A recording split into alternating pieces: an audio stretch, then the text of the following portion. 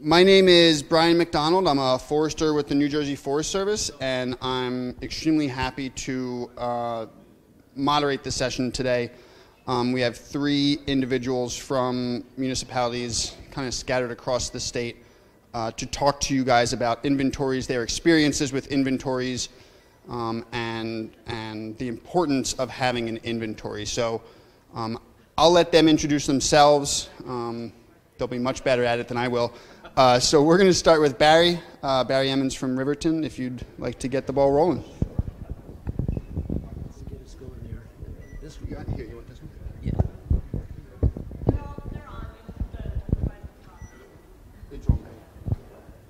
Good afternoon, everybody.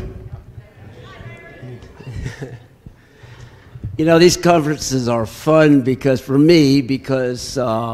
around a few years, I get to talk to people maybe that I haven't seen maybe once a year, especially with the municipalities, and it's great when we can talk to one another right off.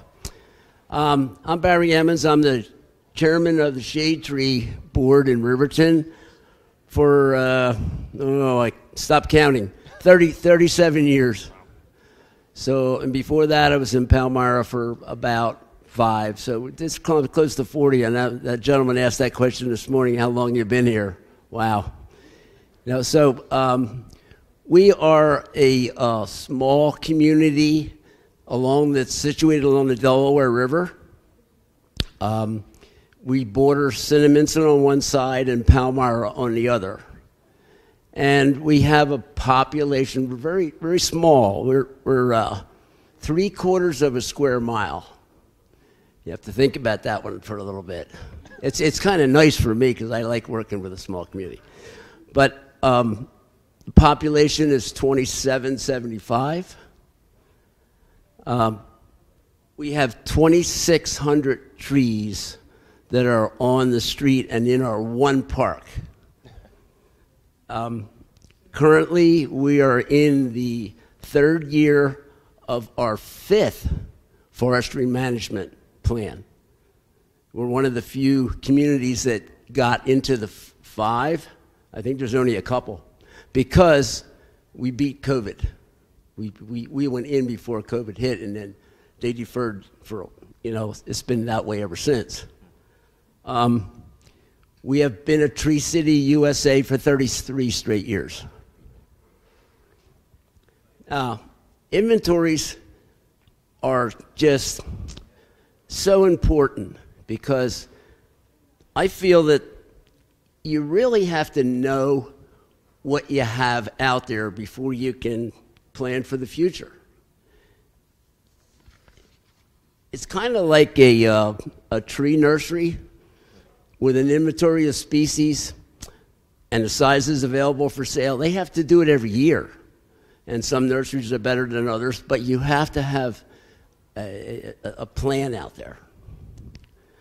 We started our inventory back in 1985, a long time ago. And I'm a forestry major, so you have that one person that leads the pack.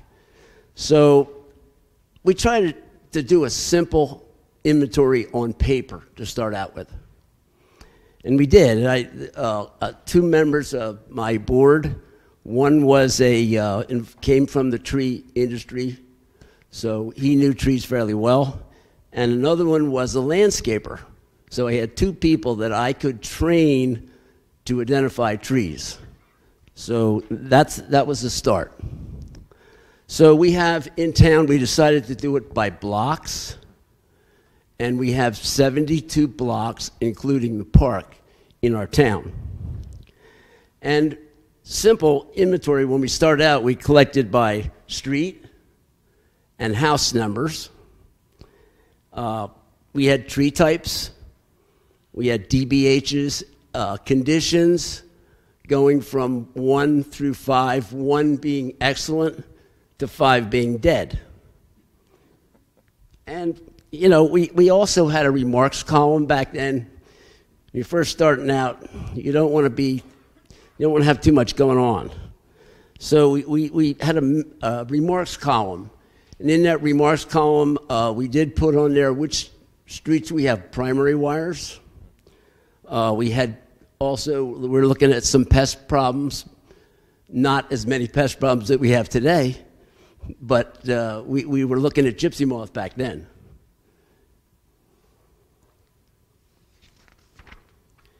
In 1994, we'll jump up a little bit, we made our first big move as far as software.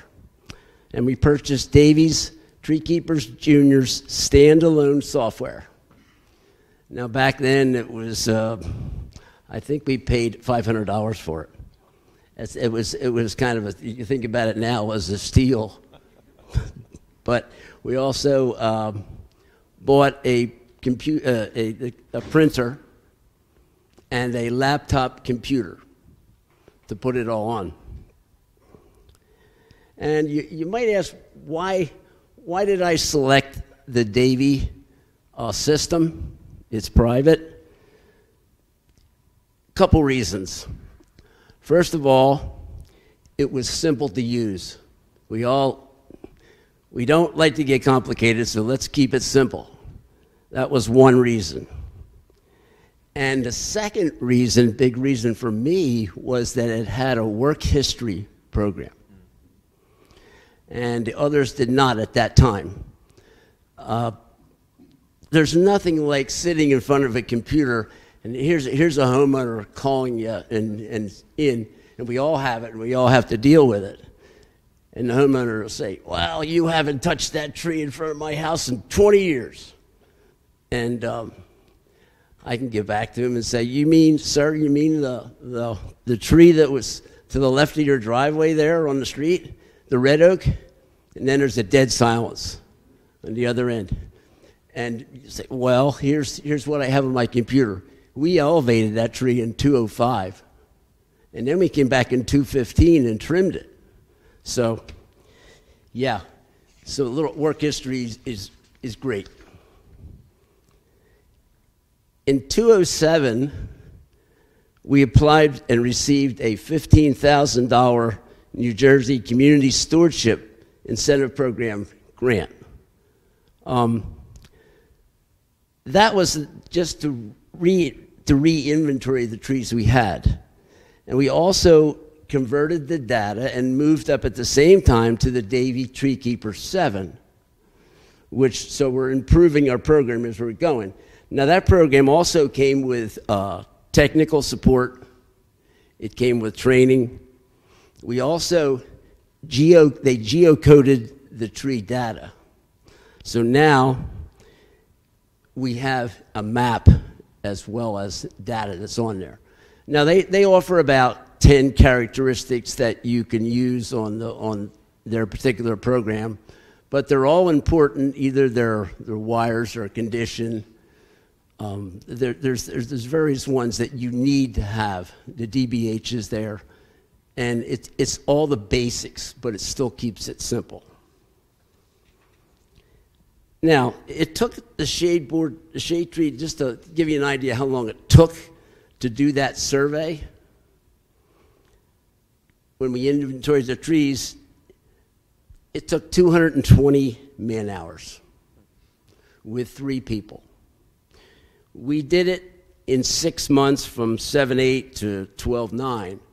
It took us that long, but we didn't do it. We did a couple blocks at a time because at that point, I used the same people who did the first survey, so we had the basics to do it with. And we didn't make it a real hard project. I mean, we just took our time when we did it, so we were making sure we were doing it right.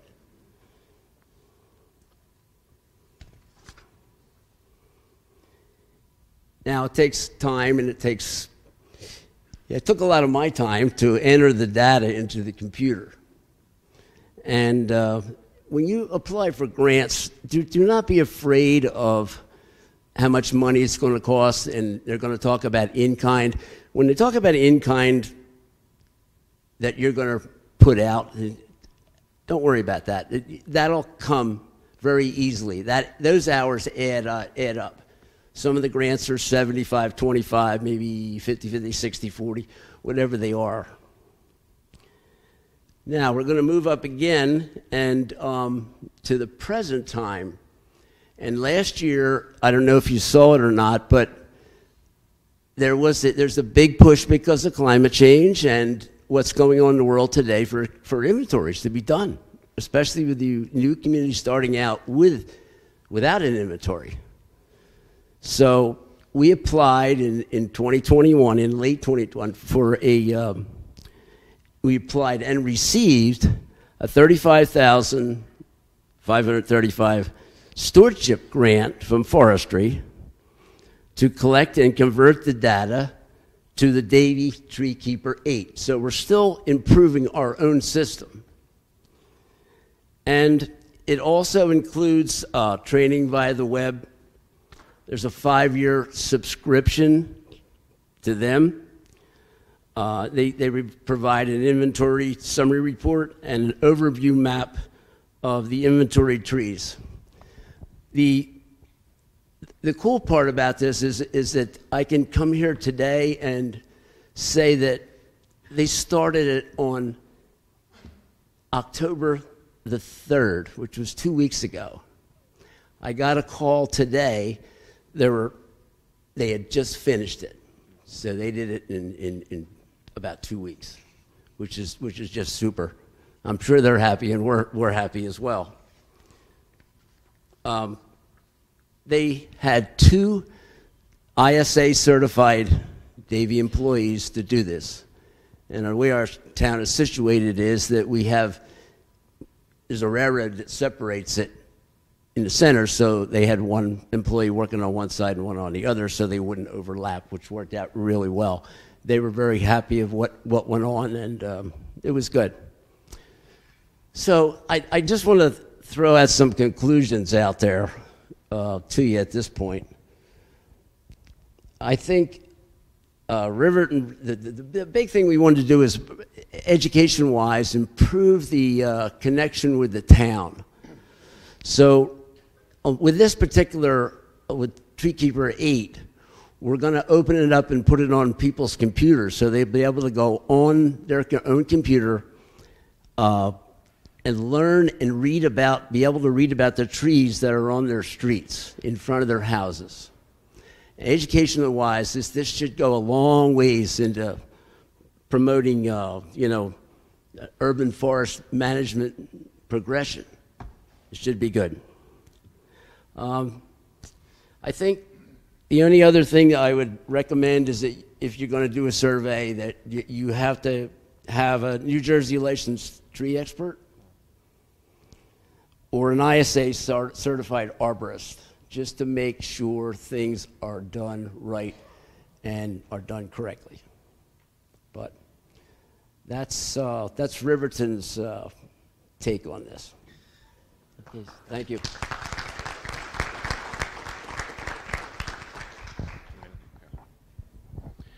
Oh, Barry, that's a tough act to follow. Good afternoon. My name is Scott McElhone. I'm the chair of the Haddonfield Shade Tree Commission. A few fun facts about our municipality. We actually border Cherry Hill, so we're not on the banks of the Delaware, but we're actually right across the Cooper River. We are also smallish, not as small as Riverton, so we're about 2.5 square miles. Our population is about 11,500. So I think did some rough math here. It's like 2.85 square miles is our sort of like 4,100 people density per square mile. We are only 29-year Tree City, USA, so Barry, you got us. And our first inventory, so Brian, I'll stick to script here, but I'm going to reverse order a little bit of some of the talking points. So we first dabbled into our inventory in 2010. That was before my time on the Shade Tree Commission. It was funded through a legacy CSIP grant at the time. At that time, we used Arbor Pro as our arborist on the ground, doing the inspections, coming up with the various characteristics and attributes similar to Barry's, DBH, species, location, GIS. And at the time, it was on desktop computer, so I have 2 of my illustrious DPW folks over here from our tree crew. There's a computer, a very old computer, running an old version of Windows that has the very old Arbor Pro from 2010 on it. And so why I mention that is because over the years we've always been very desirous. Fast forward to me, I've been on the commission since 2015, late 2014, and it was a good sort of dipping our toes in the water from a municipality and a tree commission standpoint to understand what the borough had in terms of trees. I don't know if Paul's in here. Paul would agree that we are very overplanted. Our municipality, Paul Cowie, helps us with our CFMP. And so, but prior to that, we didn't really know what we had across the borough. We have some parks and a lot of park strips, but not really what's on there. And so one of the reasons this year, this is where I'll kind of get back into sort of the grant process and our experience with the inventory first, is it's really good from a resident engagement standpoint because we can identify, similar to Barry, when the work was done on a tree, if it was pruning, if it's characterized as hazardous, if it's in our near-term takedown list, where we're planting new trees, right? So we know what's going in, species type, diversity. Also, from a pruning and removal standpoint, it's critical for us to have that to understand what to prune and what to remove. Especially, we struggle with our oaks are in severe and quick decline, like many of you probably. And when EAB has hit the state, we know that we had at the time, I want to say around 1,200 ash trees, and so we've been methodically going and removing them on a selective basis, starting many, many years ago, treating what we could. Removing what we couldn't really treat effectively. So that was critical for us, sort of our EAB management policy. And just from a stocking and replacement standpoint, so we run a planting program twice a year. So when we want to replace or go out to the nurseries to pick our tree stock, we understand what we already have in the urban forest and what we need to replace, what new species we need to bring into our canopy diversity because we have the inventory. Also, it helps for ordinance enforcement. I know we've dabbled a little bit on that in some of the discussion today, but enforcement of the borough ordinance with regards to protection of trees. If there's a violation, you already have the DBH attribute that you could pull out from the inventory, associated with a tree ID, and then the code enforcement official can then levy that penalty or fine against whoever committed the violation. And it's really good because you can go out and measure. If no one's able to measure the tree live, you have the data available to make that code enforcement stronger.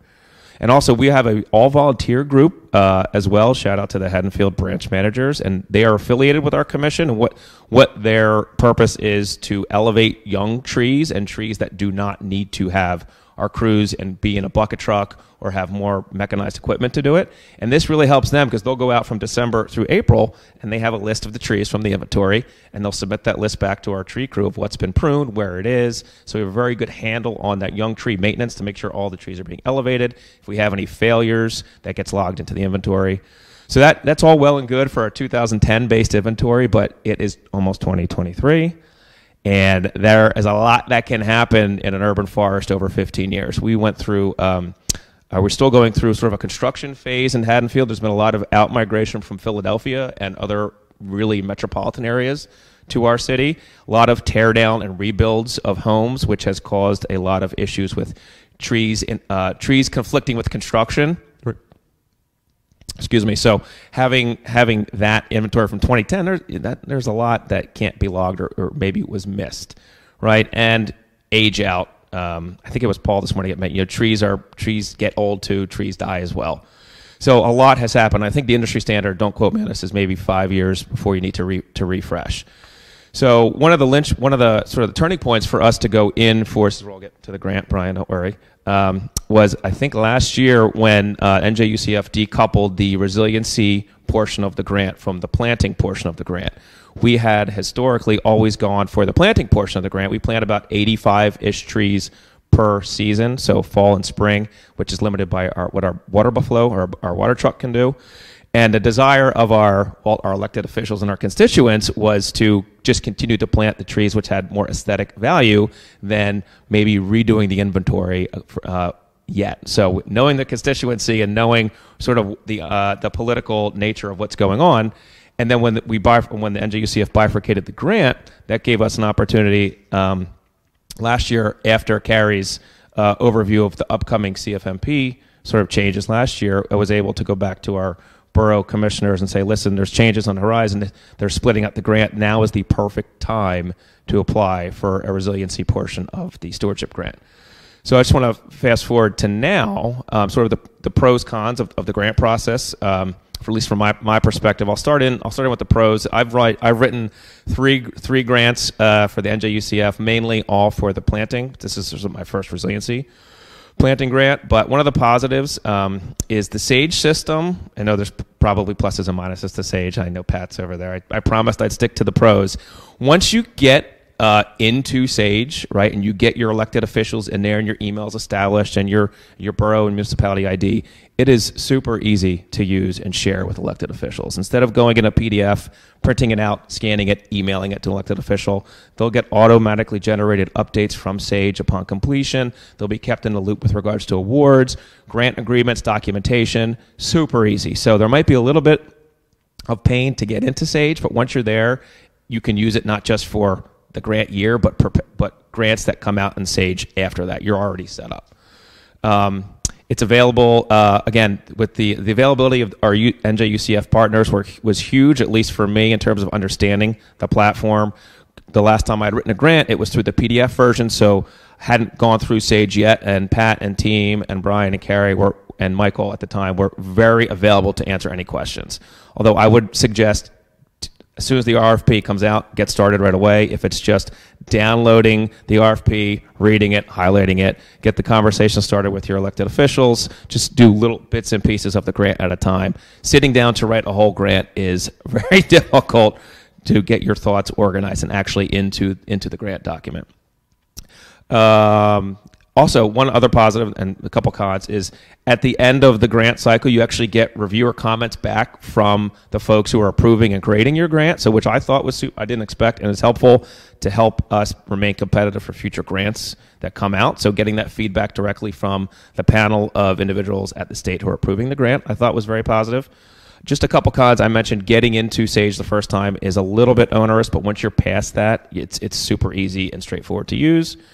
You can, like I said, I think I already mentioned this, it's daunting when you sit down to write a grant, so take it piecemeal and need to start early. The need to sort of start your grant work before the grant comes out, so this is where I'll get into our current grant award, is understanding the vendors that you want to engage early. So for example, we stuck with Arbor Pro. We went out with a couple different vendors. I won't throw names out there, but we engaged early and often with them to understand their product, understand sort of their pricing structure, their proposal, their interest level. And so we ultimately landed on Arbor Pro. And really cool about this is that so Arbor Pro will send arbors out. The plan is to have them out next May when the trees leaf out. And the really cool thing and why we're excited and why our commissioners are excited is because not just are we getting like what is in your urban forest in terms of species, DBH, condition of the park strip, but a conditional part of it as well, because we know what we have. We don't know how it is, right? So we know we've got a certain subset of ash. We don't know what their condition is. We know we have a large population of oak. Are they mature? Are they young? We don't have that sort of conditional basis, which is huge for us on the Shade Tree Commission and municipal officials. But also, again, back to Barry's point, our residents are increasingly interested in this, and I don't know if it's because of everyone being home for 2 to 3 years because of COVID and looking out and up now. There's much more interest, at least from our residents, myself included, as to the state of sort of the state of the union of the urban forest. So we think that's going to be huge for our resident base.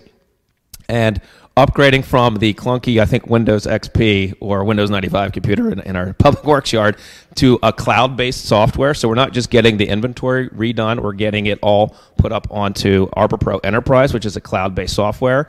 Again, it's not a pitch for Arbor Pro. It's just, it was the good system for us. But there's a read-only capability for residents. So we post our current inventory is just a list printout PDF. We put it on our website. It's okay. Gives residents what's in front of their house, DBH, tree type. The enterprise cloud version of Arbor Pro, it's all geospatial. So as a resident, I can dial into my address on there. I can see the tree type, its condition. I can see what my neighbor's tree type is, my neighbor's condition, all over the borough. Really easy, and it's updated instantaneously. So as the tree crew goes out, does their maintenance and pruning work as we plant and remove, it's updated instantaneously on the spot through mobile apps or a tablet.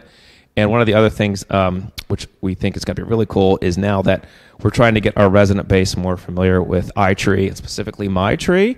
This will, if you're not getting a new tree from us in one of the planting seasons, you may not be aware of this. So you can go out through the enterprise software, see what tree is on your park strip, go over to my tree, understand the carbon sequestration benefits, the water runoff benefits, how much shade the tree is going to provide you.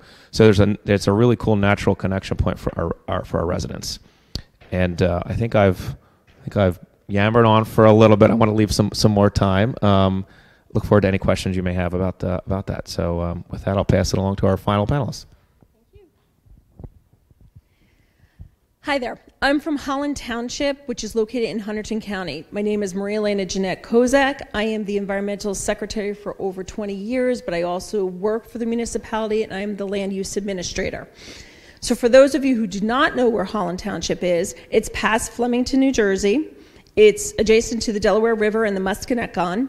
And if you cross one of the bridges over there, you're right into Pennsylvania on 611, or approximately 15 to 20 minutes from Easton, Pennsylvania. We're located about 5 minutes, thereabouts, from Route 78. Previously, we had 2 paper mills in town, so there was an industrial component to it as well as agricultural. One has been removed. We still have 1 mill that is defunct sitting on the property. We are an agricultural community. We continue to preserve the land, and we have a strip mall, a couple of businesses, but we technically do not have a downtown. Our population is approximately 5,000 people. So we were very, very blessed in having the total support of the Township Committee when we decided, the Environmental Commission, to move forward with doing the inventory plan. We had obviously a community forestry plan. We got the grant in 2018, we started doing field work in 2019, and then we completed the task in 2020. We rated the roads. We just did Holland roads, we did not do private roads, and we also did not do county roads. We collected the data, we had a forester working with us, and the Environmental Commission members actually walked the land. They walked approximately 26 miles in trying to complete it and analyzed about 3,000 trees. We ended up using iTree, but in order to collect the data, we formulated, in order to get the data into iTree, we used Excel. So then we created through Excel a spreadsheet, so as the guys were collecting in the field, then we can enter the data. We divided the township into quadrants and then ranked the roads in order to do it from a logical standpoint. And we had the forester go out with 1 to 2 members depending upon how the day was going. The Environmental Commission is composed of different people, as everyone knows. Some people wanted to walk out in the field, some people couldn't for whatever their reasons, so we divided it up. Other people were fantastic with entering the data. And it really, really worked. It's something that I highly recommend doing. But with all that being said, what we're finding now is that the inventory, once we were done, it's coming more into play, whereas you guys are lucky and are able to plant trees. Holland has a lot of trees that have a lot of wires over it. We don't have a lot of curbed roads, and we're finding that we're removing trees more than replacing on our properties that we can, whether it be the parks or the lands that we're collecting and whatnot. But we're trying to keep near the road less, so we do not have to have the problems with the power lines. JCP&L recently has come in. They obviously, everybody knows they come in and cut out trees, but they've actually marked a lot of trees, and they're coming in and removing them. So there are tree removal going on. We have a problem apparently with Verizon not being as cooperative, but the plan itself, I guess that's not a common problem. Okay. The plan itself, we're working with the DPW supervisor. Again, we do not have a huge staff at Town Hall, so I think maybe 5 guys on the road crew with 1 supervisor. So we work with the supervisor in giving him a list of saying, okay, these were the trees that we identified as being bad.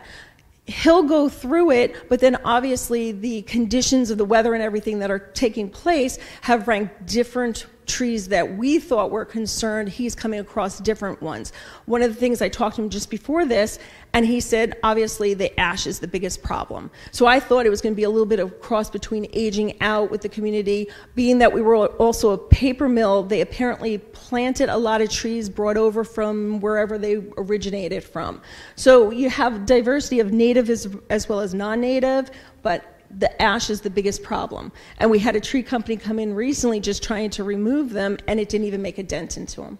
So it's a great plan. I highly recommend working with everyone. The biggest thing that I can take away with it is even when we start to go for the grant, what the Environmental Commission originally had thought they wanted to do, we ended up with some hiccups. We went back and forth with the community forestry. They came out and we were able to work together in order to devise a plan that was perfect for Holland.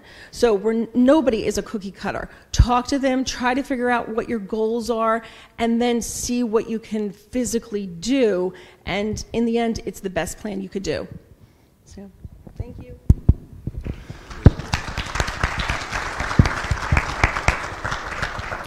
So first of all, thank you to all three of you for sharing your experiences. I've always thought that this meeting was a great opportunity to talk to other people who are doing the same things that we're all doing, and so that's part of why we wanted to put together this panel. Because the Forest Service think that inventories are extremely important. I don't think you can manage effectively your resource if you don't know what that resource is. How do you plant trees? How do you pick species if you don't know what's already there? How do you do your removals and your pruning if you don't know what condition those trees are in, or manage effectively to the best of your ability to do those things? So my hope for the remaining time, I think we have about a half an hour left, is to open this up for questions. I think that it's a great opportunity to talk and to get questions from you guys. What are your experiences? What are you thinking? What you've got a panel of 3 people up here that have gone through the process of our grant, going through that whole process. And from my point of view, we are literally putting our money where our mouth is in trying to get these grants out to communities so that we can help you guys get those inventories done. We know that the funds that we provide may not give a complete inventory to every municipality in the state, but at least we can move in that direction. And like Maria Elena said, we literally, I remember Carrie and I came up and we sat in the municipal building and had like a half-day pretty serious conversation about what we were, what we were looking for and what they thought they could do and how we could all make that work together and how they could get a good product, because they are, you've got 3 very different communities here, where Barry could probably throw a tennis ball from one end of Riverton to the other end, and not quite. But there's 565 municipalities in the state of New Jersey and 21 counties, and not a single one of those looks the same. And we realize that, and you guys do too. And the grants that we give have to work for all of you. So please don't be shy to ask questions. Questions, concerns. Yeah. Oh, Pam's got the microphone. So flag down, Pam. Also, while Pam's still walking around, Levon, can you raise your hand or stand up? That's Levon Bigelow. You can email him. It's just... We also, Pat and Gail, if you guys could raise your hand or stand up. They are, I don't think awesome is the right word. They are like, they're great, incredible. They're, what, Lamont? Integral. And Emily, are you still in the room? Can you stand up and wave? And Emily also. So all four of them are the team that makes this happen. So, you know, we try to do our best, and we try to, you know, do what we can and help you guys through the process. And you know, we are here to help. So please don't be hesitant or shy to call, email, and ask questions. Pam, sorry. Yes, I'm from Plainfield, population 50,000, and the three of you on the panel, small towns. I'm first year on the commission, and so this is all new to me. So what's my first step? I'm fascinated. I would like to know the name of every tree and everything about every tree in Plainfield. We have magnificent trees. It's an old historic town. So I guess I would start with the four that you just mentioned, getting a contact with that email to start, because I don't know where to begin. Do you have an inventory already? Does Plainfield have an inventory? Just curious. I can't speak for it. I would assume we don't. Right. Yeah, so you absolutely, everybody from NJUCF that Brian mentioned, you'll get white glove service from, but email and voicemail. They were, I think Barry and I were bantering up here. They're absolutely critical to the grant process. They are here to help you. Pat got me through onboarding onto Sage, which was awesome, and they help you throughout the process. There's also a couple videos, plug for the NJUCF YouTube channel. I would go back and watch those. They're about an hour or so, but I keep them up as I write. So as I write the grant, I have the RFP up. Read the prior year RFP as well. It's super informative. It spells out everything really articulately. And then I would print that out or PDF and just highlight it and just go through it. It's a very useful resource. And then sort of the video, from the video component, teaches you how to use Sage, and some of the facts from prior years or frequently asked questions from the prior years would probably be a great place to start. And maybe even, I don't know, Barry, if your inventory, once your inventory is up, maybe go scope out Riverton's inventory if it's up on the cloud and see what they have. And once ours is done, I'd be happy to share the link with you next year as well. Just it's all up for public consumption. Unfortunately, my grant writer was here yesterday. He's somebody from the Shade Tree Board. Normally, this is the first grant that I haven't written, and I've done a lot of them. Just for the little town that we have, I've generated over $130,000 over the years in grant monies. So, and the inventory is so useful in so many ways that once you get it established. My gosh, when Emerald Ash Borer came along, and I looked at my inventory and said, "Gee, there's only 50 ash trees here."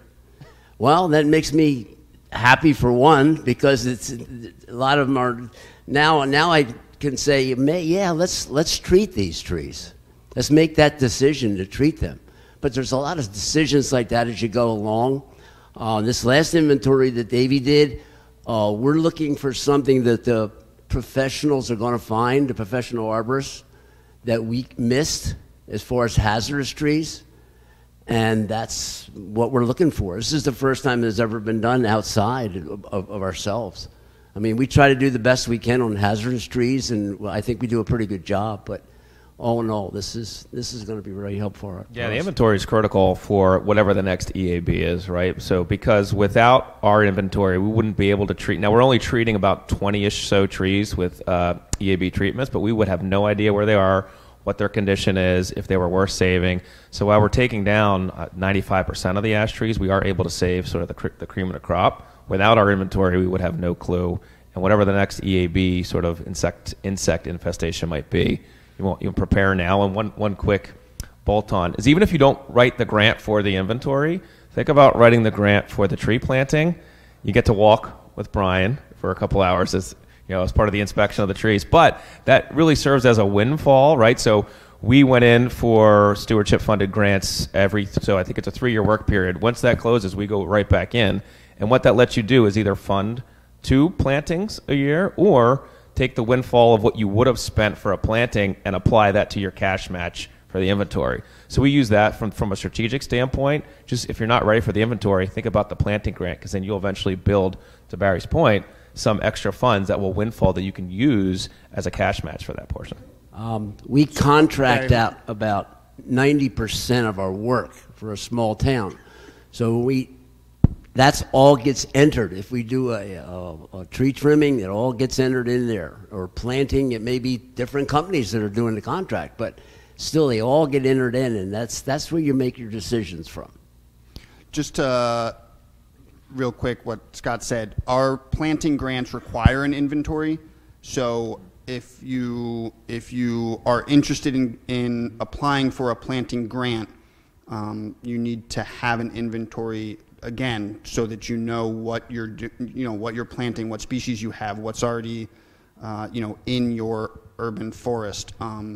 So while I 100% agree with what Scott said, just to clarify that our planting grants do require an inventory.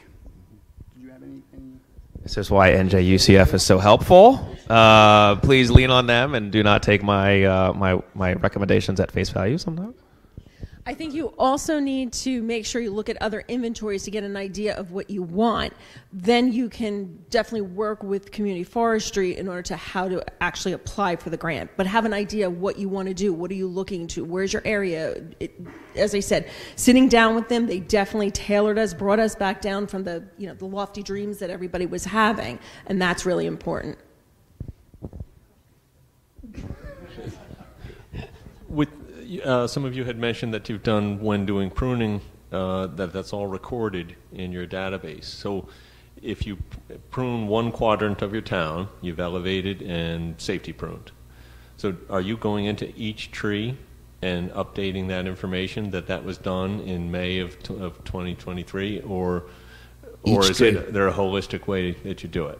No, each tree. That's done. We list the ones that are going to be trimmed and their addresses, and that's what the crew goes on, and then, that's all put in there, and what they do to that tree. So I want to cry right now, whether it's but an you elevation seem happy about it. But if I want to cry right now, but you seem happy about it. So I mean, who's doing the labor of that? Right now I'm doing a lot of the labor. That's good of you. Yeah. Global updates and things like that with it for larger numbers, bigger tree populations. So you don't have to do individually. You can lift 100 trees on either route and do it all at once. All right, so we have. Did everybody hear?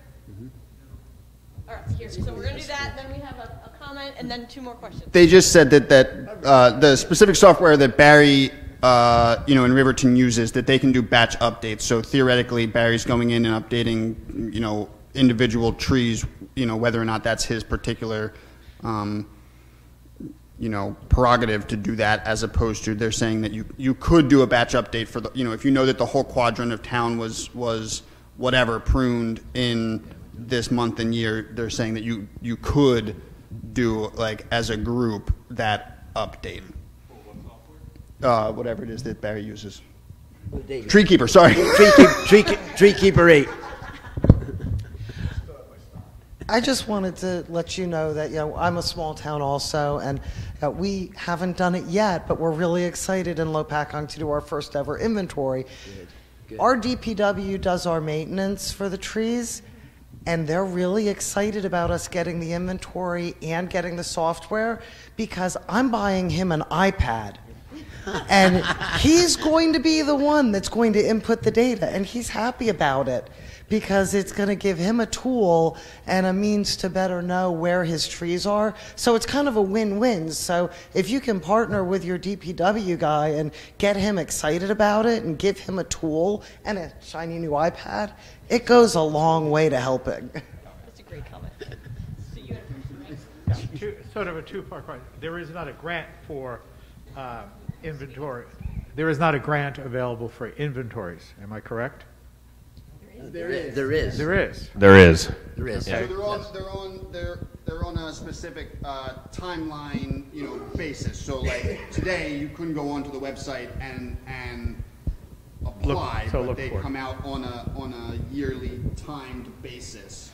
The other quick question is, if you're using iTree, you're telling me that you can do things on Excel and then upload that to iTree? I will preface it by saying I am not good with technology, but I did have a couple of environmental commission members that were able to set up what we wanted in the Excel spreadsheet, and they were able to, and they set it up so that it can be converted into iTree. So you're most welcome to call me, and I can put you in touch with one of our guys. Yes, okay.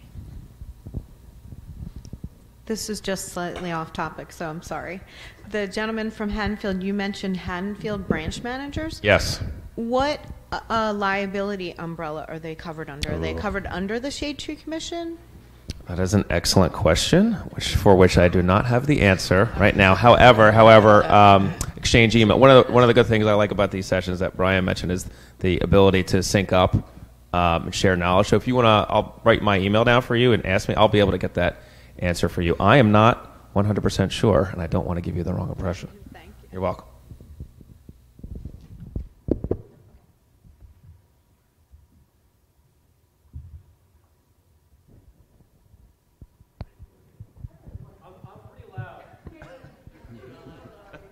Oh, the recording, of course. Kieran Hunt, Asplund. So this is actually for Brian. Do you have any indication of how funding from the Inflation Reduction Act might come into the state for future grant opportunities? No. Thanks.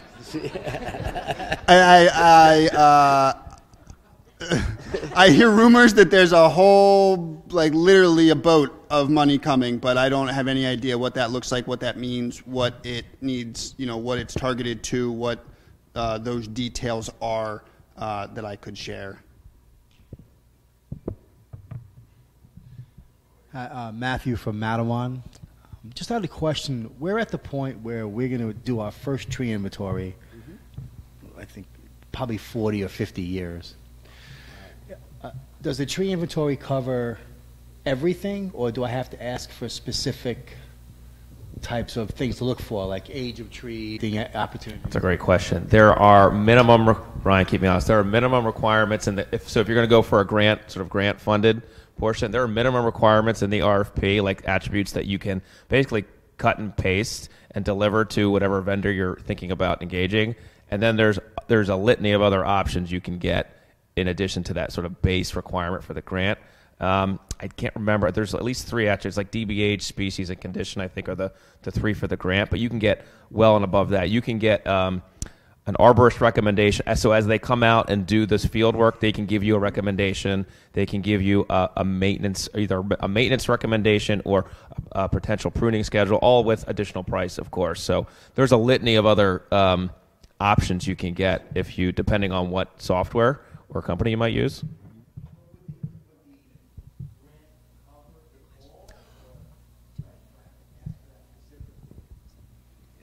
It depends. So, depending on the size of the community, the grant may or may not cover you to inventory every tree in the community. So, I always recommend to the communities that we work with to talk to an arborist, talk to a tree expert about every community is different. So what might cost $10,000, what you can get for $10,000 in, community A is going to be different than what you can get in community B. And so knowing that before so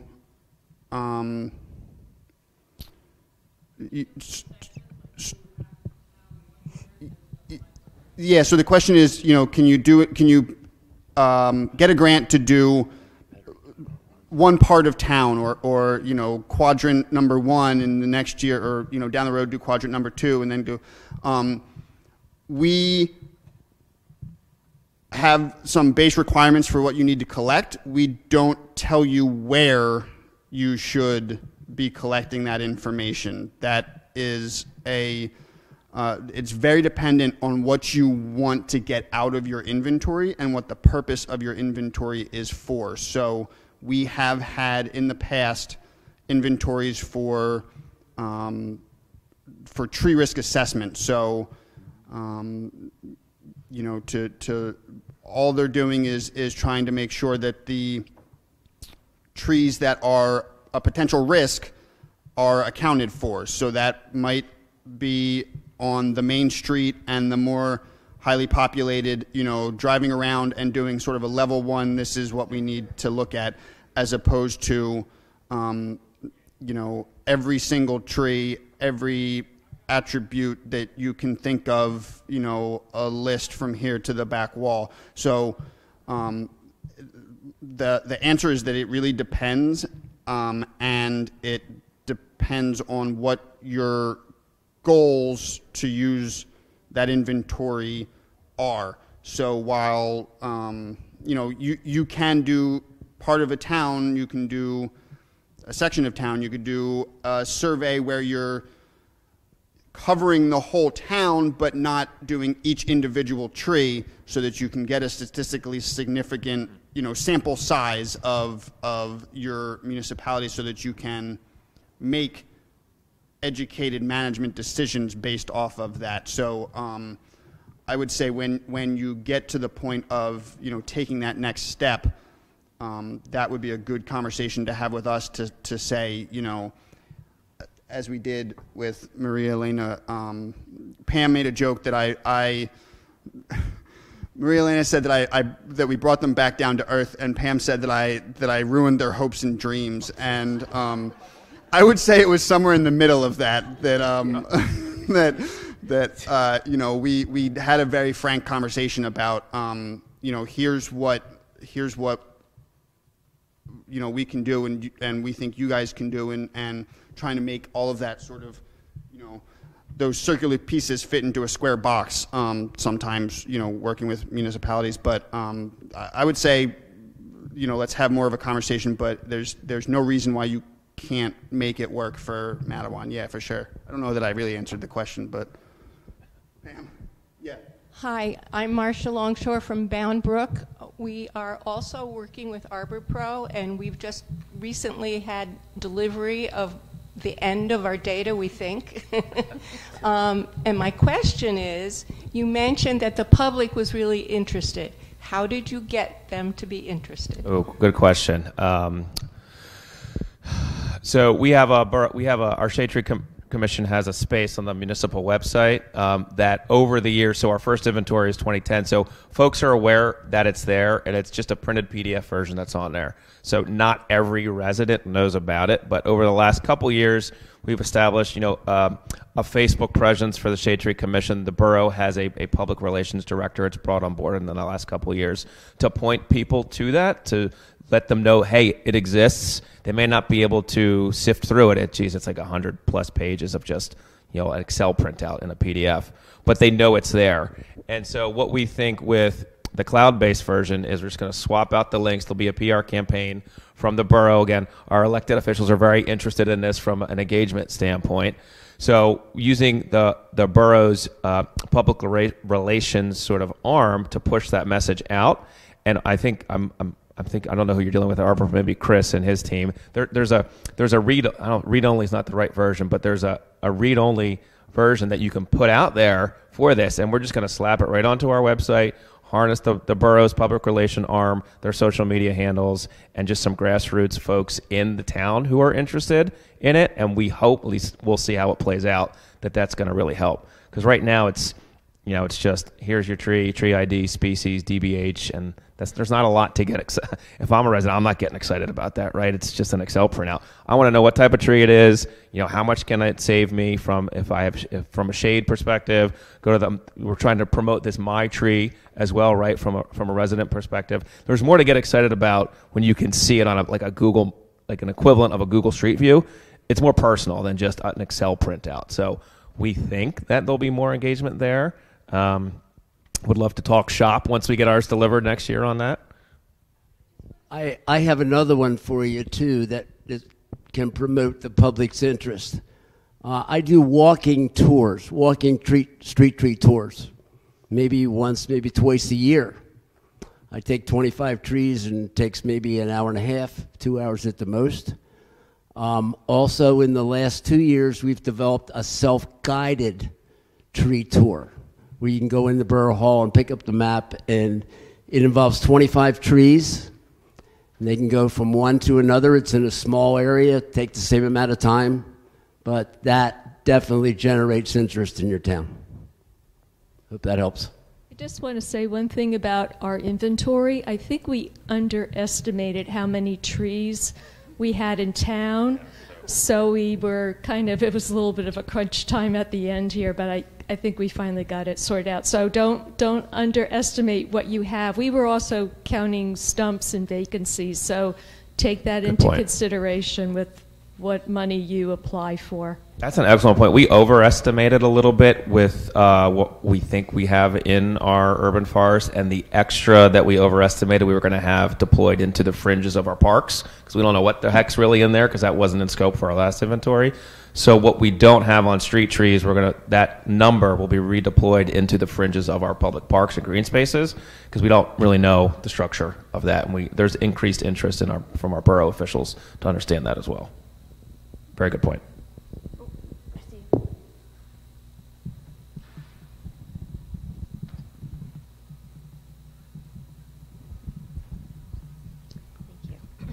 I hope you haven't discussed this, and perhaps I missed it, but how do you know what the universe of available grants is? Like, you can't just type in shade tree grants. Where do you find out what's available? That is a great question. The NJUCF email listserv, absolutely get on that. There is, in each section, I'm an avid user of that, a litany of grant opportunities in that. And once you're on to SAGE, it's not just NJUCF grants, it's the whole state, the statewide grant opportunities. So once you're onboarded, it will say, hey, here are some grant opportunities. Are you interested? And you can go through and click yes, no, yes, no, yes, no. Whereas before it was not on SAGE, you really wouldn't have a sight line into that. But the email that comes out, I think once a month, once every couple of weeks. Terry, are you still here? Are you in the room, Terry? Terry? All right, so Terry Slack is the other member of our team who might be out in the hallway. She does the email, she does the Facebook page, so I would definitely encourage you to, follow our Facebook page and get on the listserv for the email. Obviously, the majority of those are going to be specific to our program, but we try to share as much information as we can, and definitely, like Scott said, the new SAGE program sort of opened up a new avenue to find those other things, not just our program, but other state programs. And there's also, I don't know where to find them. There are municipal sharing grants as well, where one municipality, we're looking at doing something with Haddon Township and I can't remember their municipality, just exploring that, I don't know what the proper term is, but collaborating with them to unlock more funding. I think it's a federal grant. I can't remember which one it is, but there are opportunities out there as well to collaborate either with other commissions in your municipality or other municipalities to unlock larger funding pools. I can't remember which. I think it's a USDA grant, but there's more like that out there as well. Do we have one? Do we have time for one more question, or should we? I think we can just do like a closing statement because we've listened a minute. All right, since we are basically up on time, I just want to say thank you again to the three participants here. They are, really good examples of going through our grant process, and just want to say thank you to them for sharing their experiences. I am 100% sure, as Scott said, that if you guys have any specific questions for them or just want to talk shop or chat about their experiences, I know that they're all willing to do that. And, again, our staff is here to help you guys. That is part of our, mission, is to help you guys manage your local resource to the best of your ability. So please do not hesitate to reach out to us. I don't know if you guys have any final statements, but thank you all for listening and being, good audience members.